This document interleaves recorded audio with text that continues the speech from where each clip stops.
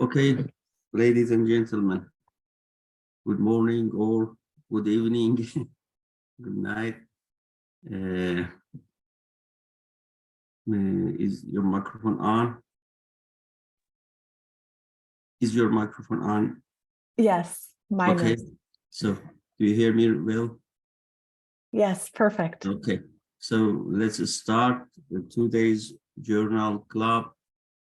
Today, Tuesday, 29 November, and we are here in Tehran, 8:20 minutes, and in Boston is time 10 minutes to midnight.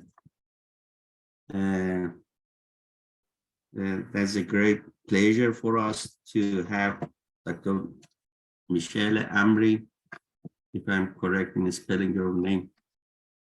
So we found her actually in a scientific collaboration or interview, and found how nice and well she is. And I just checked her CV and found that you have 6 manuscripts at the review, and 5 is ready for submission. So it's very nice that they found you as a young and active researcher in areas that usually not can't say forgotten, but is a bit neglected, because in these days that we have in Iran, with many social problems, and also at the other hand, in a world that we have FIFA World Cup. So and health is a challenging item in between of these social items. So we have Dr. Michelle Amri. She is graduated in got Bachelor of Health Sciences in 2013 and Master of Public Health in 2014, and has got works in the PhD. I'm not sure if you have graduated or not yet, but in 2021 worked on a PhD, and now she's Takemi Fellow in a program in the Harvard University, and has many publications regarding to health and health equity and health equality, and other activities in collaboration with WHO.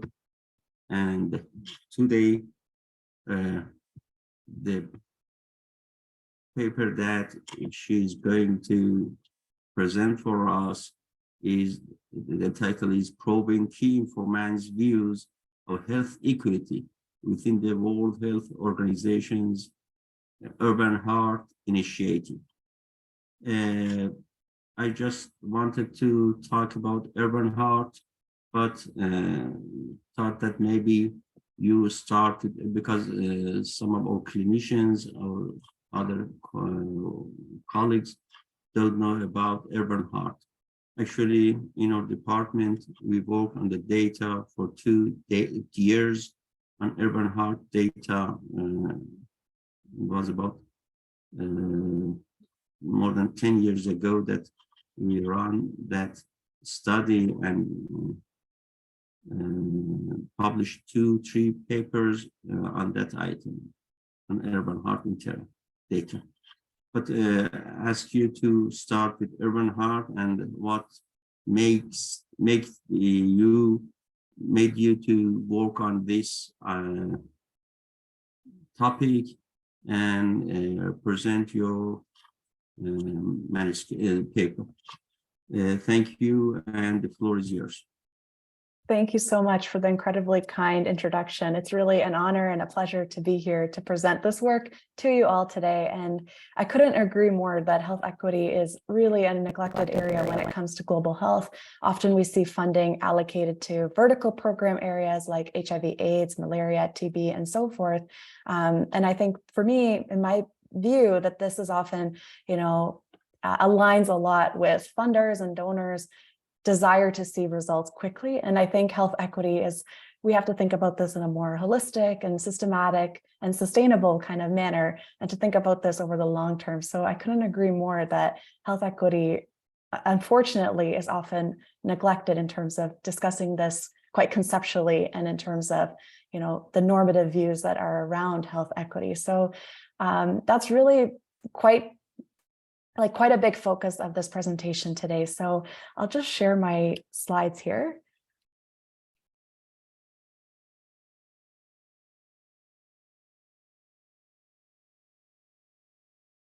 So I just want to make sure that everyone can see the slides here.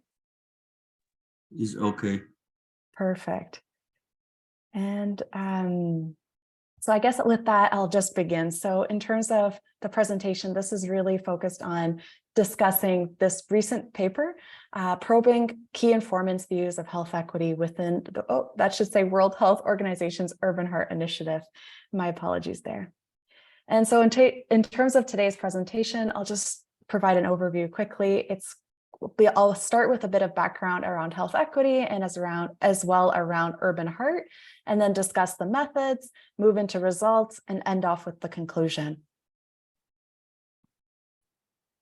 So just in terms of the background, the World Health Organization, or the WHO, has long emphasized equity as really a central tenet of much of its work.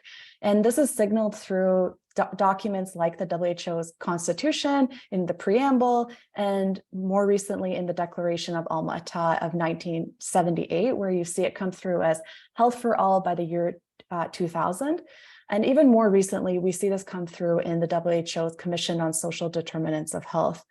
And actually in 1990, the WHO commissioned Margaret Whitehead to define inequity in health, which she did as this definition that's quoted here. So differences which are unnecessary and avoidable and are considered unfair and unjust.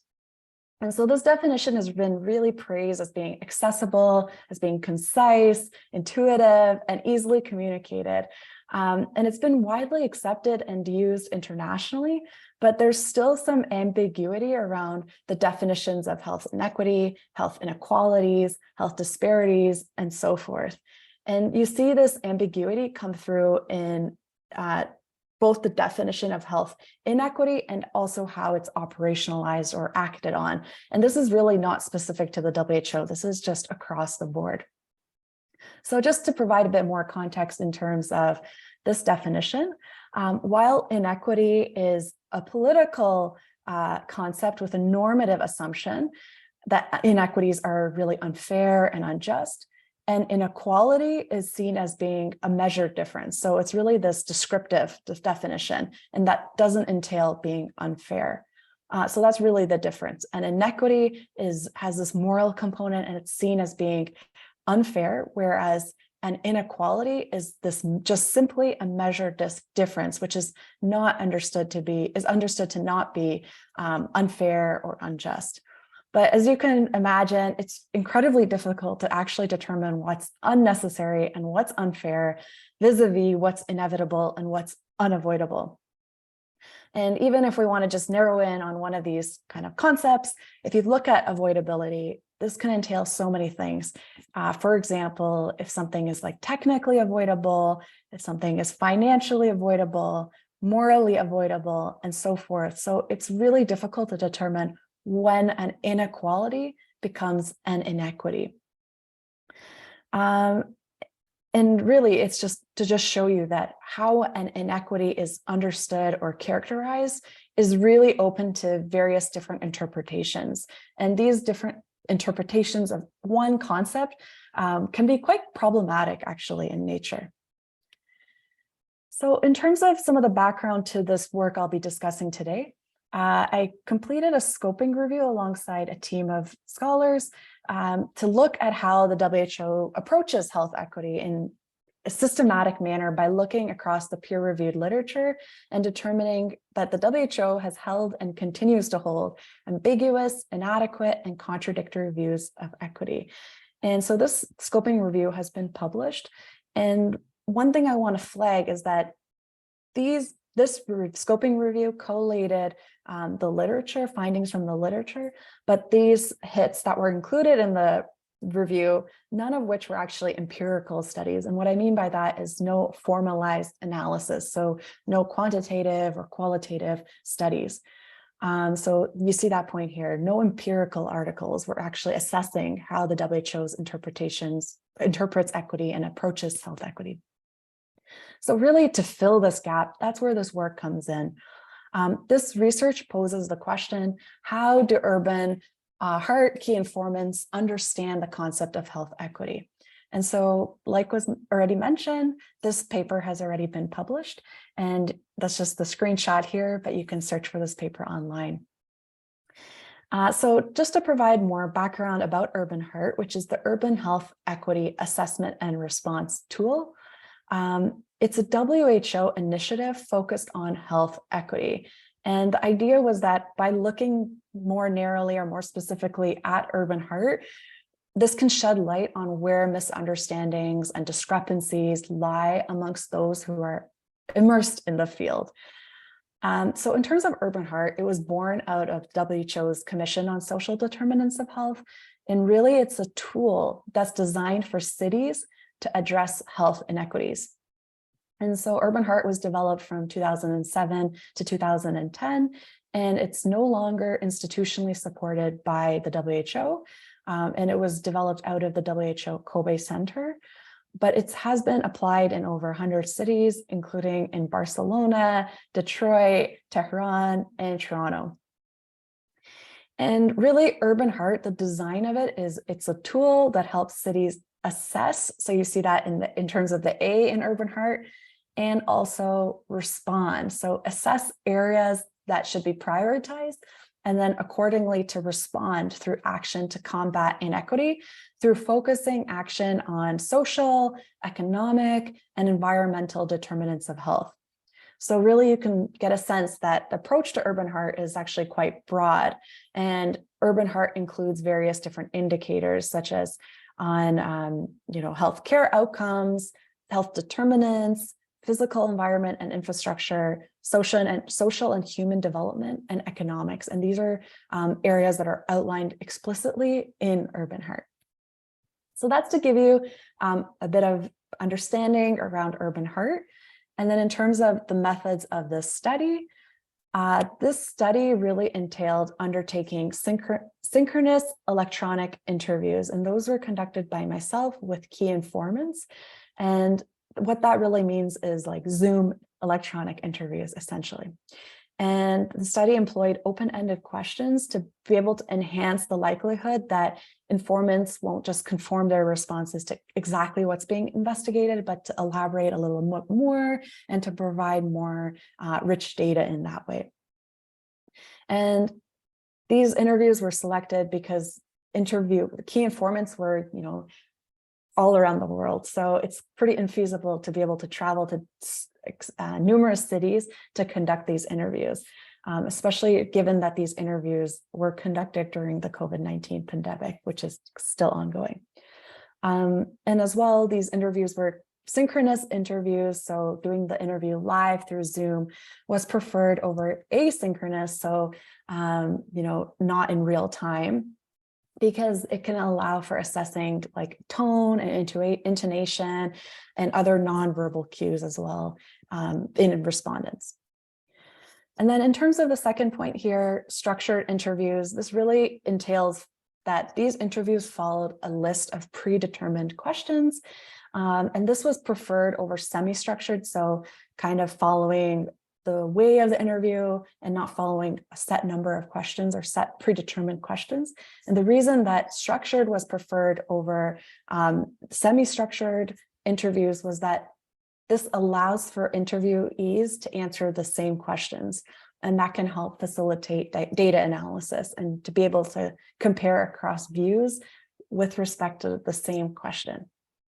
But in addition to that, I did probe respondents to ask additional follow-up questions and to clarify when necessary.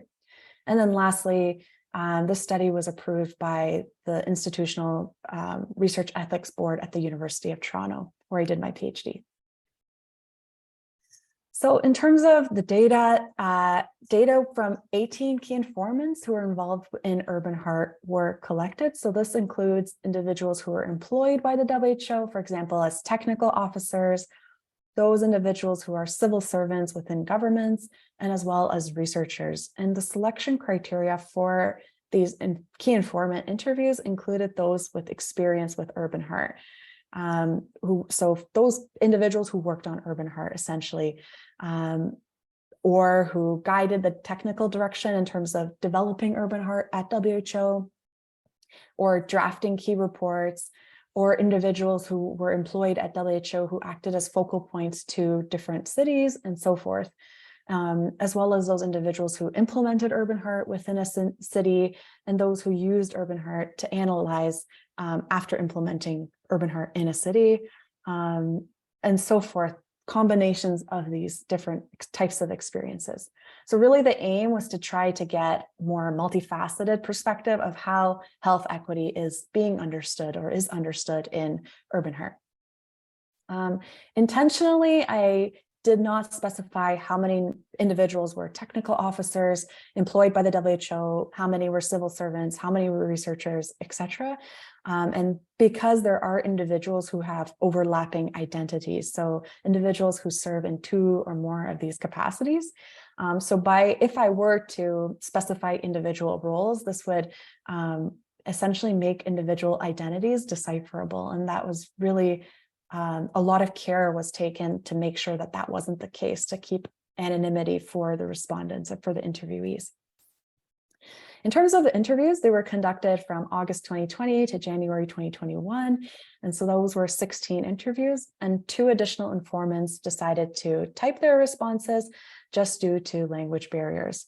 And then ultimately, responses from 4 individuals were excluded from their analysis, just given their relatively limited involvement with Urban Heart. Okay, so in terms of the results, I'm going to present the different areas of key findings. But really, it became clear that understandings of health equity were quite multifaceted. And so I'll get into that. In terms of the first finding, it was really readily apparent that equity was seen as being a core value, and as well, it was seen as being, inequity was seen as being as avoidable, systematic, unnecessary, and unfair. So for example, when I asked the question, in your own work, how do you think about the relationship of equity and health? I really liked how informant 13 just simply indicated, I believe that equity is a core value. And this informant also elaborated to specify the relationship of this value to the work of the WHO. So they stated this first quote here. WHO definitely makes that very clear in its work that all people have the right to health. And so in that statement, is implied that, equitable access to opportunities for health and for healthcare, the full range of healthcare that has to be ensured. So yeah, equity is a core of WHO's work and a core value in the work that I do on a daily basis. So you can really see this idea of equity as being considered as core. But in addition to this, informants also understood that inequity was avoidable, systematic, unnecessary, and unfair. And you can probably guess that this really aligns with, if you can recall from my earlier slide, that this really aligns with the Whitehead definition commissioned by the WHO in 1990. So for example, one informant indicated that, so you want to have a fair and, of course, all those avoidable health inequalities in a community, in a city, or in a country are being addressed or by the government. And this is similarly reflected in the rationale for how Urban Heart was operationalized. So for example, another informant mentioned that they did sampling according to neighborhoods because it was fair and neat to know about the neighborhood's health conditions. So you see this idea come through, that it's about fairness. Urban Heart and focusing on equity is really about these key aspects. Second, political sensitivity really arose around acknowledging inequities using the Whitehead definition, specifically the criteria of unnecessary. So I think this really comes through nicely in this response here from Informant 10. And this Informant 10 was discussing Urban Heart, the reception of Urban Heart by government. So Informant 10 mentioned, when we were submitting our staff reports to council about the goal of the blank, which was our name for Urban Heart, and what kind of inequities we wanted to tackle, the word was always tackle, right? And there were these dimensions that they were systematically produced, they're modifiable, they're fair, and there's a lot of discussion about whether or not we should include, I know it was systematic, unnecessary, and unfair. And there was a fair amount of discussion around whether or not we should be including this concept of unnecessary. Why am I saying this? That was sort of the sensitive area for the relationship between theory and political decision-making you've kind of touched, because, well, I don't know why, but there was always a lot of pushback that should we really be saying that these are unnecessary? I think it was too sensitive. People could accept unfair, unsystematic, but there would always be these debates. Well, it's unnecessary, but is it unnecessary because we're doing, I don't know, I can't really say. And so when I probed on how this terminology that was ultimately used was determined, the informant indicated that it was their plain language understanding of Whitehead's definition of what health inequities was. So you can see that it's really clear that Whitehead's original definition of health inequity has helped make it easier for governments and for other stakeholders to understand key aspects of inequity. So those key aspects being systematic, unnecessary, and unfair. And by characterizing inequities in this way, it helps to contrast with health inequalities.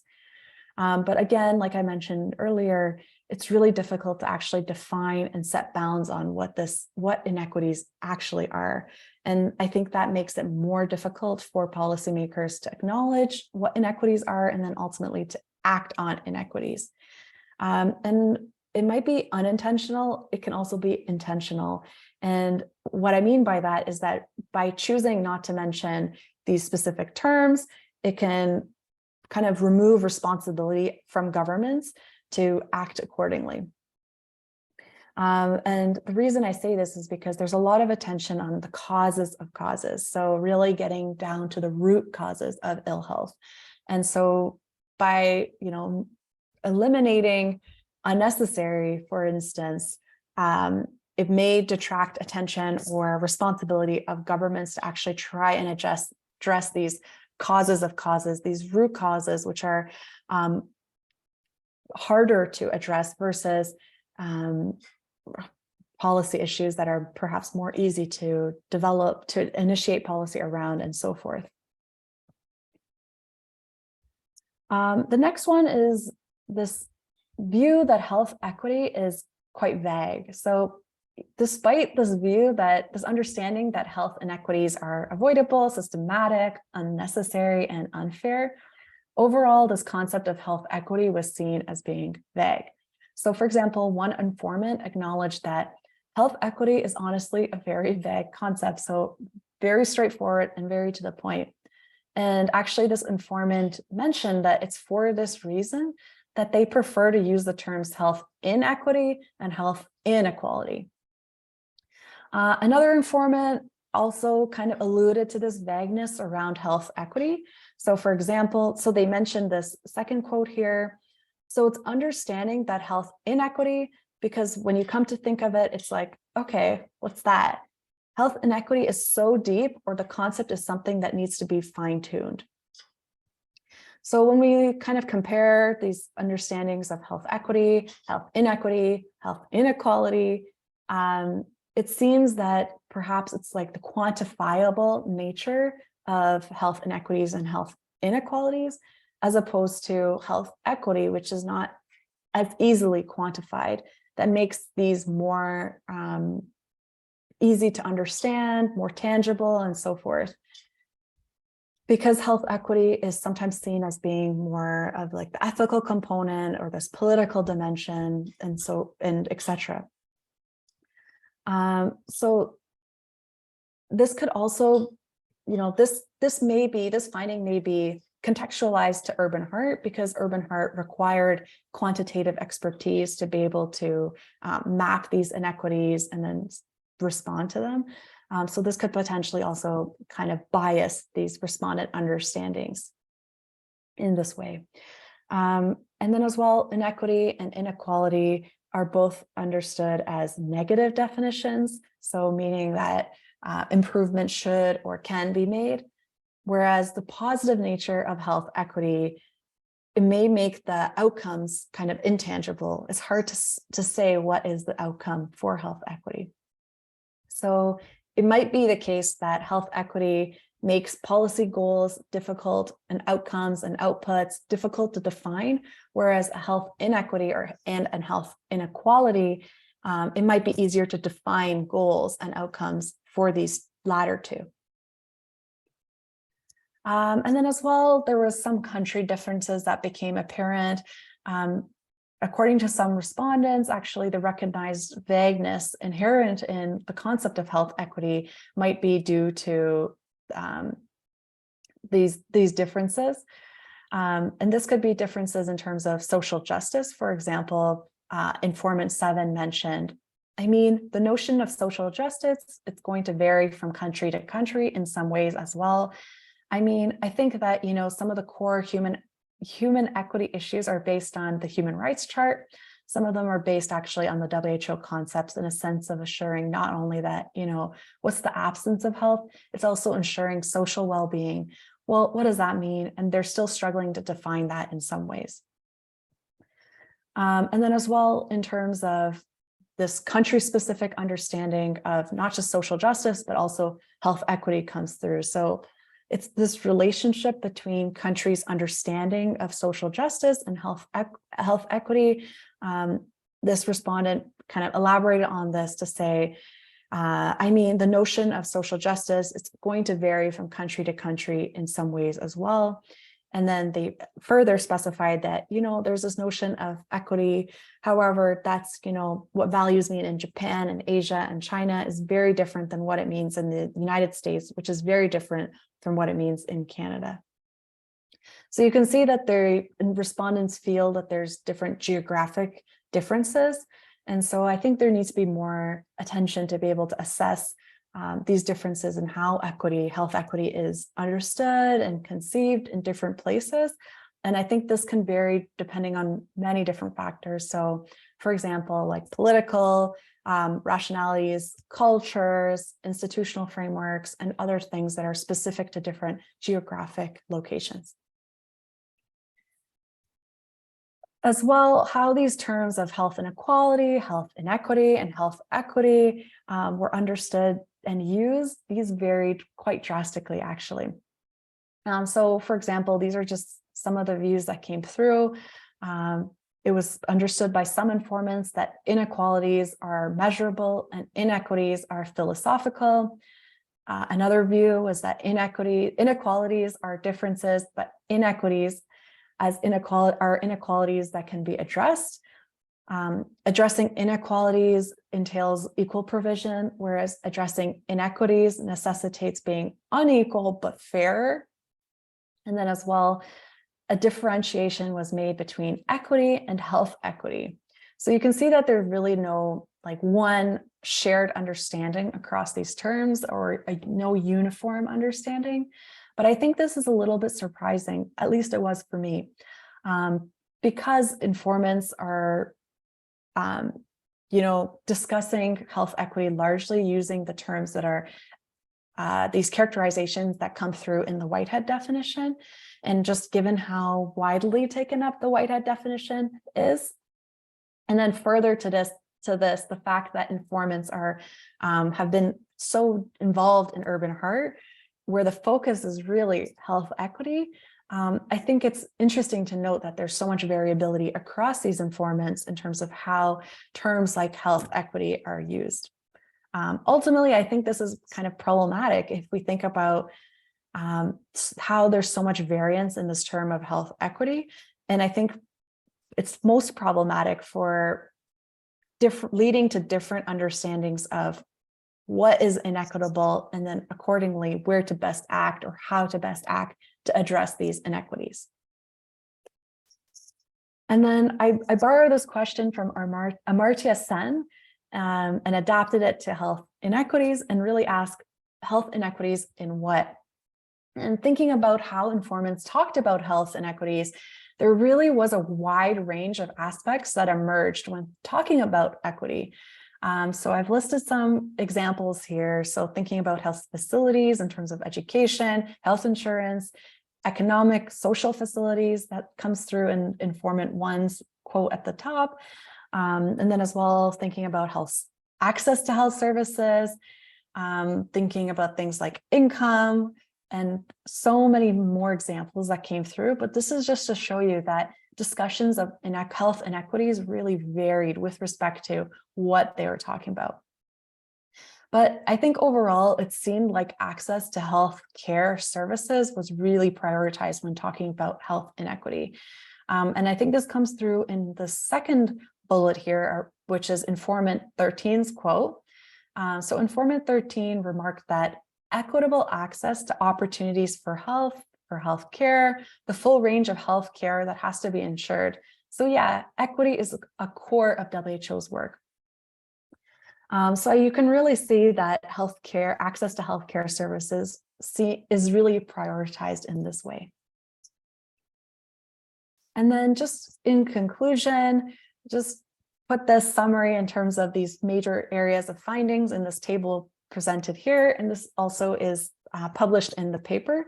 But really just to recap, the results of this study really demonstrate that key informants working on urban heart felt that equity was really a core value in health, and they understood the broader concept of health inequity as being avoidable, systematic, unnecessary, and unfair.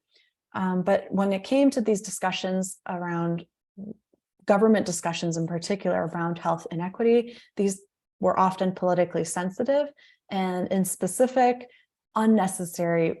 The term unnecessary was raised as being debated by one government, and other governments that were unwilling to accept that they actually do have an inequitable society. So that can lead to governments kind of avoiding responsibility, and then thus their requirement to act accordingly.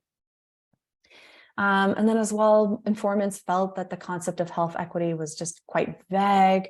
And I think this is quite alarming, or maybe not alarming, but perhaps needs more attention, given that informants were really focused on, we're working in urban heart, which is really focused on health equity. And then as well, this vagueness might play a role in the use of terms by key informants. So using terms like health inequality, health inequity, and health equity in different ways. And then again, this different usage of terms might also be related to different actors countries in which they work and those country contexts that influence understandings and different emphasis that's given to social justice within these concepts. And then as well, informants referred to health equity in terms of various different aspects, like I mentioned, budgets and access to healthcare services, and healthcare services was really prioritized, access to healthcare services. But I think that taken collectively, this demonstrates that there is a lack of clarity around what health equity refers to and what it discusses, and it's extremely pervasive. And I think that needs attention given the focus of informants' work on urban heart and really focused around health equity. And I think that having different understandings around health equity and health inequities can kind of transition into different or transpire into different types of policy action. So ultimately, I think that having these different understandings of solutions and discussions of health equity and inequity, I think these differences can kind of be discussed and debated early on. But I think it needs to happen. These discussions need to happen because without them, individuals can have different understandings of inequities, and then this can lead to prioritizing different things. For example, certain things or things in different ways by different actors. And then ultimately this can exclude certain health inequities or aspects of health inequities through either measurement or assessment.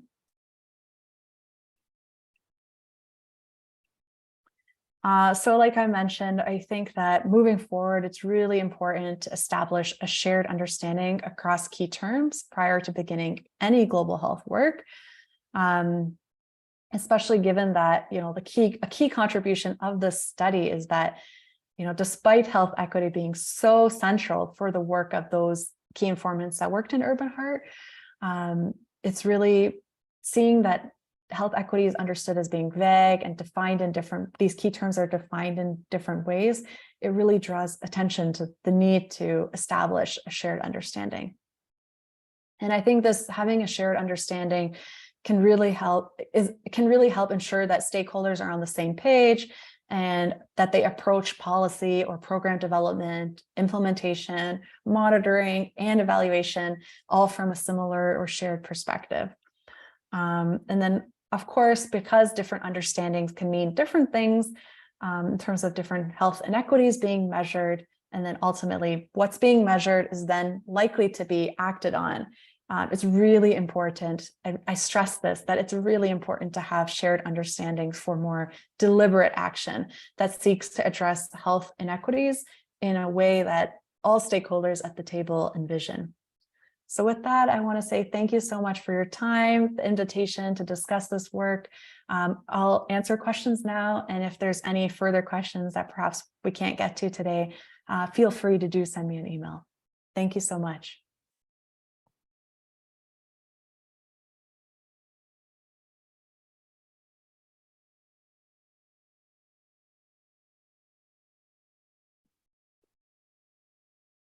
It seems I can't hear you. I'm not sure if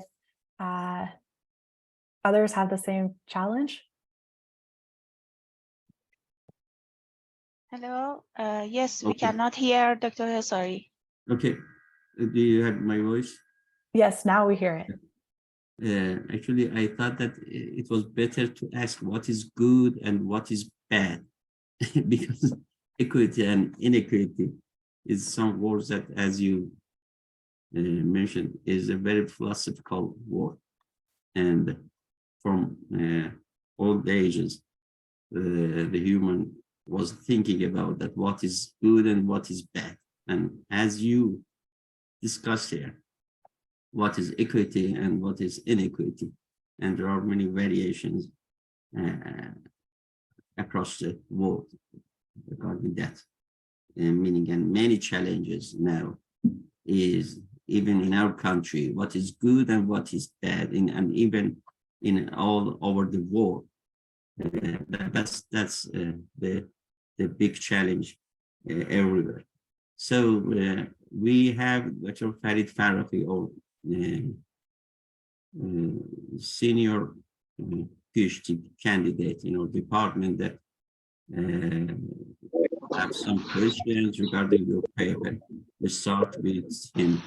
Farid, please start your presentation. The floor is yours. Thank you very much, Dr. Husari. Do you have my voice clearly? Yes. Yes. Okay. Hello, dear professors and colleagues, and greeting to you, Dr. Amri. Thank you very much for your perfect presentation. Before praising the article, I would like to say that I'm so glad for having this great opportunity to read this article and discuss it with you in this International Online Journal Club. Your article was so informative, as the aim was to assess how those involved in WHO work understand the concept of health equity. Actually, I learned a lot from this article as it tried to shed light on some of the most important facts that we have to keep in mind while studying equity, inequality, and their differences. And also studying the informants' point of view from various countries all around the world about equity could be of great lead. Because as you also mentioned in the article, Tehran was among the cities that participated in Urban Hearts initiative. Mm-hmm. Now, if you don't mind, for better understanding and more clarification of your article, I have some questions to ask you about methodology and some viewpoints that were mentioned in this study. Absolutely. Looking forward to hearing the questions. Thank you very much. We will start from methodology. Could you please clarify if there were any criteria based on any specific references for selecting the interview questions? For the interview questions? Yeah. Did you have any references, or how did you decide to choose those questions? I mean. Yeah, that's a really great question. And I appreciate all your kind remarks. And I think you're spot on in terms of a lot of the things you've mentioned. I can pull up the questions here so all can see. It's appended to the article. So you can see it as a supplemental file. I'll just pull that up for. You have echo, please check that. Oh. Echo microphone. No. So in terms of these questions, I didn't present this, but I thought I should just pull it up so others can see. So the questions were, could you please confirm your dates of involvement in Urban Heart, city, role for Urban Heart. Question 2, in your own work, how do you think about the relationship of equity and health? Where does equity fit into the Urban Heart agenda? And seeking to address health equity in Urban Heart, what do you think is the goal? In other words, were any aspects or components more important? And so forth. So you can really see, particularly with the first set of questions, that they are relatively straightforward. So the first question is really to get the demographic information. And that's more related to your question around the methods in terms of ensuring that informants are the correct people to answer these questions. And ultimately, there were individuals whose responses were excluded from the analysis for this reason, just given their relatively limited involvement in Urban Heart. So you can see the first question is really about the demographic information to confirm individuals are, the right individuals to be answering these questions, and to get a better sense of kind of their duties and their role in terms of 1C in particular. And then as well, in terms of some of the other questions, you can see that they're fairly open-ended. So how do you think about the relationship of equity and health? And these questions were intentionally designed to be open-ended to try and get more rich data. So it allows for respondents to, avoids answering questions like, is equity, if we asked a question like, is equity important in health? The answer might just be a simple, yes, it's important. But really the open-ended nature of these questions was designed to facilitate more discussion and response so that we could grasp or be able to analyze these results, this data in a more fulsome and holistic manner to be able to assess, the various facets of their discussion points and their views and so forth. So to come back to your question, they're designed really to elicit responses with respect to the specific questions, but at the same time, they were quite open-ended to try and get more rich data collected. Sorry, two of microphones are on. Please turn off your microphone. Dr. Boardman, Sogori, Dindar. Please turn off your microphone to have a better voice.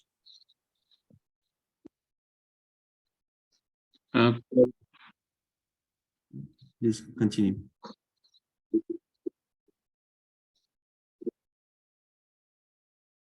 Does that answer your question? Would you like me to discuss anything further for that question? Yeah, thank you very much for your detailed explanation. Another question, as you know, respondent validation in qualitative works are a method for enhancing validity. I just want to know if you used any of these methods, respondent validation in your study. So I would say in terms of like pre-developed tools for respondent validation, there's nothing in particular that was used in that way. But asking like with respect to those interview questions, in specific question number one, to get a better sense of, respondents' involvement in Urban Heart, that helps me validate their engagement. But in addition to this, how informants were, sought out and reached out to, that's kind of encompasses the validation process as well, because individuals were contacted through snowball sampling, through individuals who we knew who had worked in Urban Heart, and my previous work with WHO, connecting with those individuals and so forth. So that helps with the validation process broadly, but there was no specific tools applied. Thank you. Could you please tell me that how many data coders coded the data? It was just you, or anyone helped you in this matter? Yeah, so it was just me in this study. Thank you very much. Yeah, no problem. About some viewpoints in the article, if you let me, there is a term as country-specific understanding of social justice and health equity in this article. This is my understanding. Maybe in some cases, the understanding of values are not actually different, because we are all human after all. Maybe some governments want the society to accept their ideology, and country-specific understanding is just an excuse. And you also mentioned this in a part of your article. What do you think about that? Yeah, I think this is a really good point. I agree with you. I do think that, governments often want to shirk their responsibility. And that comes through in the example that was given by one of the informants in terms of, countries mentioning, we don't have a problem with inequity, which I think we can all, see and agree that every country has a problem with addressing inequities. So I think, that's one thing that really comes to mind is in terms of, governments using, and we saw that as well in terms of the topic and the discussion around the term unnecessary. Using this term unnecessary can be given as kind of a scapegoat for countries to not address inequities. So I think that's really one key aspect, and I really want to emphasize that. But in terms of country-specific kind of understandings as well, I do think that there can be some differences, although I agree with you that the government aspect is definitely, in my view, more important. But I do think that there will be some kind of context-specific differences around understandings of inequity. And I guess this can also relate to not just country differences, but also differences in views around social justice. If we think more in terms of, what does action on health equity look like, or what should it look like? Some might think that we should be providing the same services across the board to everyone, whereas someone else might say that doesn't really lead to equitable outcomes, but because individuals have different abilities and capacities to use those resources that are provided. And this goes back to some philosophical debates and discussions. So that's, I think, can provide a little bit of context as to the differences in terms of the social justice component that I mentioned as well. Yeah, exactly. You mentioned about being unnecessary. Actually, I have a question about that. As you mentioned in the article, from all the keywords that are included in the meaning of equity, being unnecessary is not in line with the ongoing decolonization efforts that informants do. Do you think that this explanation for the term equity needs Oh, sorry, it just cut out there on my end, the last section. Okay, I just asked you that, do you think that the explanation for the term equity needs revision, as being unnecessary is not in line with ongoing decolonization that you mentioned in your article? Just one point by me also.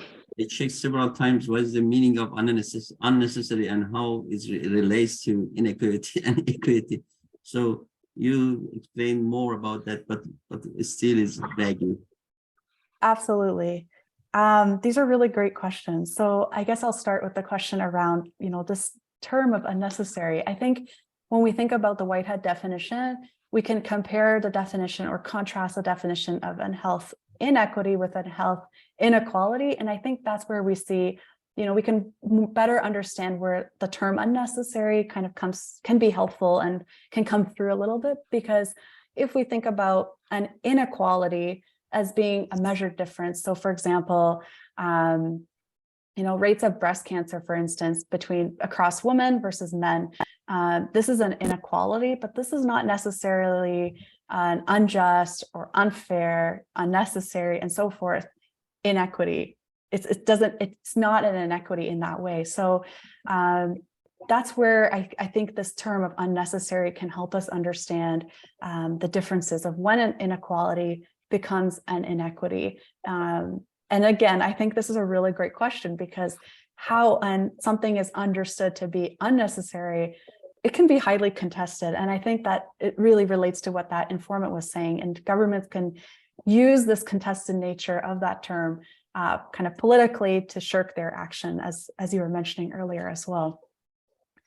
In terms of the second question around revisiting the definition of health equity, I think, with this Whitehead definition, like I mentioned a bit earlier, in terms of it being so easy to understand and so refined in that way, it's accessible for policymakers and so forth. I think it really, it has a positive kind of, it's really positive in terms of bringing attention to health inequities. But like you mentioned, maybe there needs to be a little bit more attention in terms of how this is discussed. I wouldn't necessarily say that perhaps we need a new definition, but I do think that we do need more attention paid to how we're discussing this term, and then the implications this has for policy in particular. Given my background, I'm a bit biased given my background in policy, but I do think that, thinking about the definition as applied to policy is really important. And then as well, with respect to your point around decolonizing global health, as you probably know, there's so much discussion around decolonizing global health in the last 2 years or so. And really thinking about decolonizing global health, at the root of this is really health equity.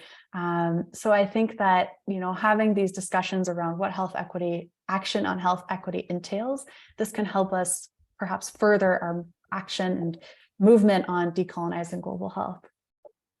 Just in between of Fari's questions, I have not question, but ask you to help us to come from sky. Okay, thank you very much. I just have one more question. I'm working on digital dentistry. I just yes, I just talking about the something about that's the topic that title that she was explaining for us.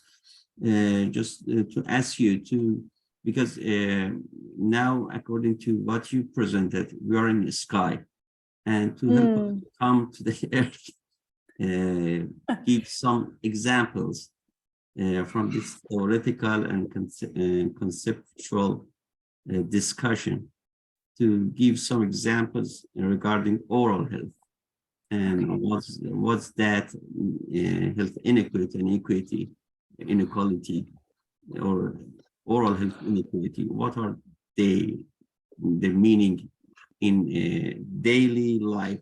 I mean, we have in papers relevance to patients, and think that we are your patients. What's the relevance of this article for us? Absolutely. So really great question. I'm admittedly not extremely knowledgeable about oral health, but I'll try my best to answer this and apply it in that way. So I think for me, one thing that comes to mind immediately is thinking about, the concept of health equity is really trying to address these avoidable, unnecessary, et cetera, et cetera. So thinking about it in that way, what kinds of oral health conditions are, avoidable? What kind of preventative services can be provided? What segments of the population are not able to access or are, discriminated from accessing oral health services? And what segments of the population don't have, resources to pay for oral health services?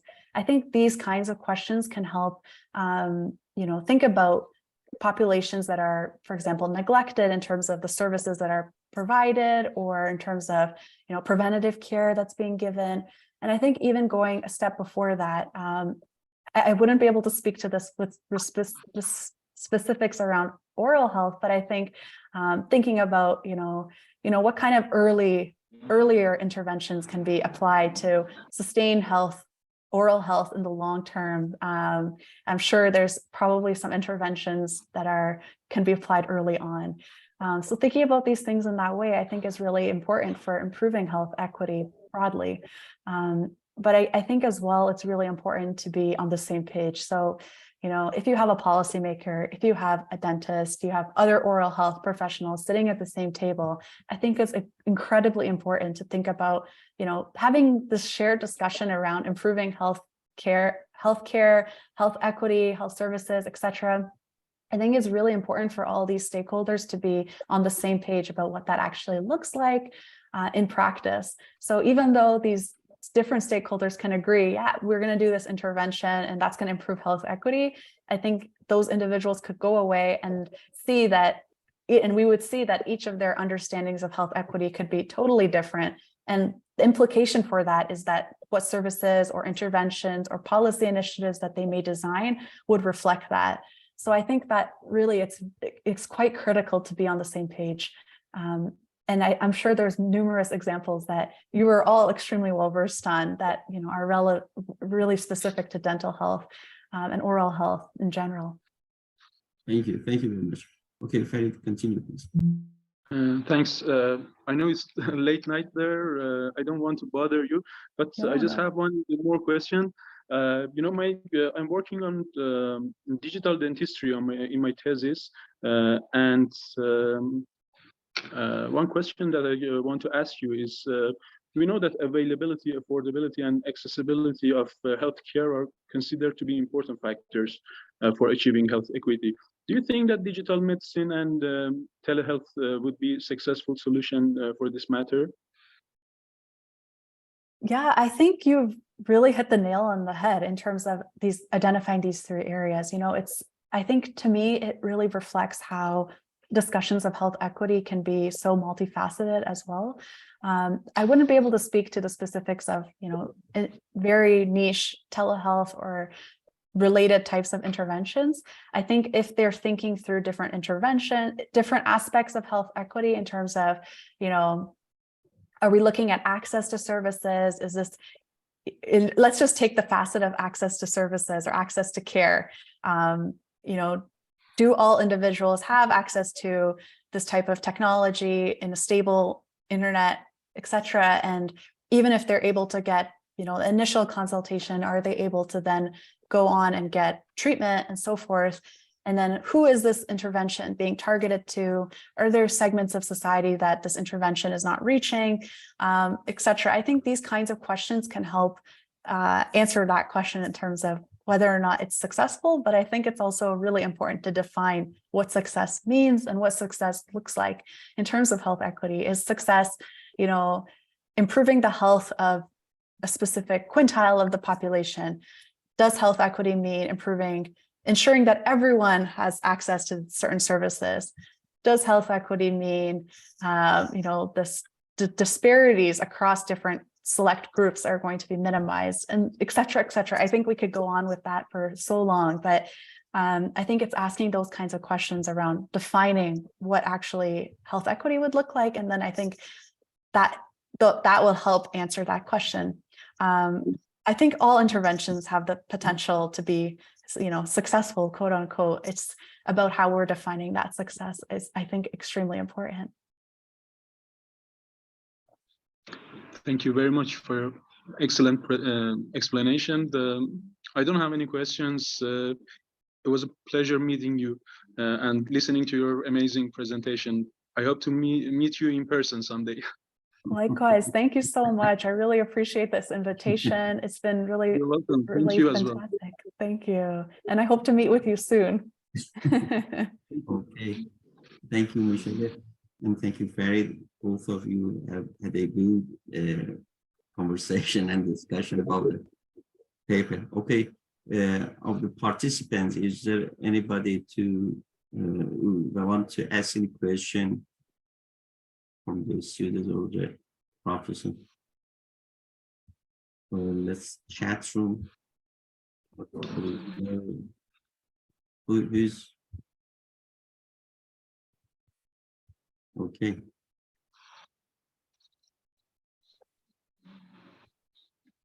So it seems that it was well discussed, the topic, and okay. So I have also no question, and want to thank you, Michelle. It was a great pleasure for us to have you here in this distant journal club, midnight distant journal club.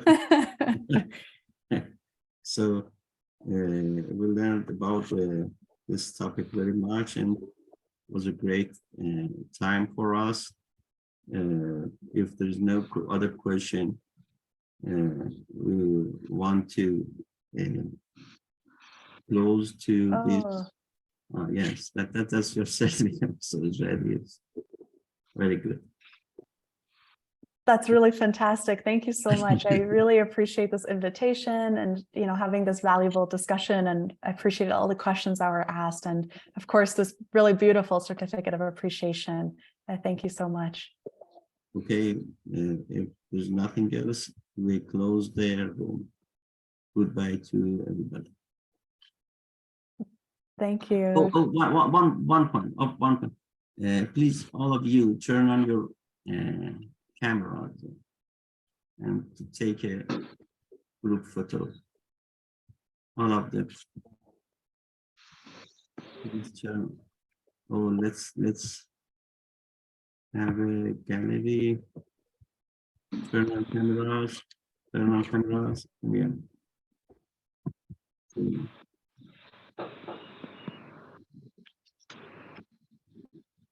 Wait for others. Nisha, Tekrat, ID. Waiting for others. Nobody left.